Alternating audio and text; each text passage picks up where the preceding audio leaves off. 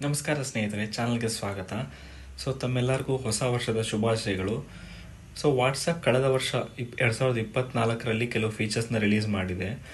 ಅದರಲ್ಲಿ ಬಂದ್ಬಿಟ್ಟು ಕಾನ್ಫೆಟಿ ರಿಯಾಕ್ಷನ್ ಅಂತ ಅಂದ್ಬಿಟ್ಟು. ಕಾನ್ಫೆಟಿ ಅಂತಂದರೆ ನೀವೆಲ್ಲ ಯೂಸ್ ಮಾಡಿರ್ಬೋದು. ಬರ್ಡೇ ಟೈಮಲ್ಲಿ ಒಂದು ಪೈಪ್ ಥರ ಇರುತ್ತೆ, ಹಿಂಗೆ ಟರ್ನ್ ಮಾಡಿದ ಕೂಡಲೇ ಪೇಪರ್ಸ್ ಬರ್ಸ್ಟ್ ಆಗಿ ಆಚೆ ಬರುತ್ತೆ. ಸೇಮ್ ಥಿಂಗ್ ಮೊದಲಿಂದಲೂ ಇತ್ತು, ಬಟ್ ಅಂದರೆ ರಿಯಾಕ್ಷನ್ ರೀತಿ ಇರಲಿಲ್ಲ.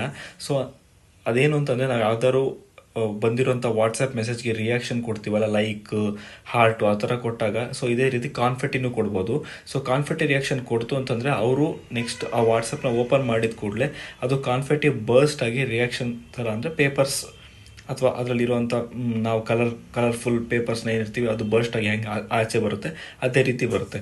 ಇದು ಒಂದು ಸಣ್ಣ ವಾಟ್ಸಪ್ ಅಪ್ಡೇಟ್ ಕಳೆದ ವರ್ಷ 2024 ಡಿಸೆಂಬರಲ್ಲಿ ರಿಲೀಸ್ ಆಗಿದ್ದು.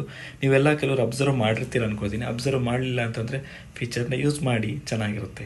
Thank you.